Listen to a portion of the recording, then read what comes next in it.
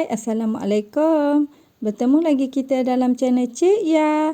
Kali ini Cik Ya ingin kongsi cara semak keputusan ujian penilaian kelas KAFA iaitu UPKK. Tapi sebelum tu boleh subscribe channel Cik Ya sebagai sokongan.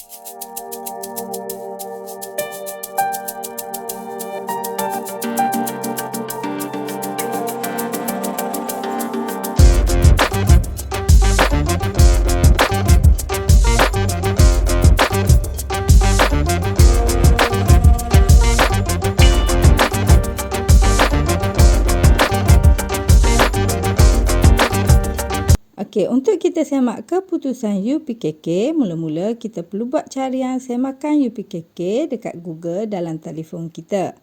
Kemudian akan keluar paparan macam ni. So, dekat sini kita pilih yang ni. Lepas tu, kita akan dibawa ke bahagian yang ni. So, dekat sini pula kita perlu masukkan nombor kad pengenalan anak kita. Lepas tu, kita masukkan pula nombor angka giliran anak kita dekat bahagian sini.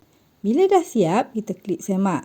So, akan keluar keputusan UPKK anak kita macam ni. Dekat sini, kita hanya tahu keputusan ringkasan sahaja.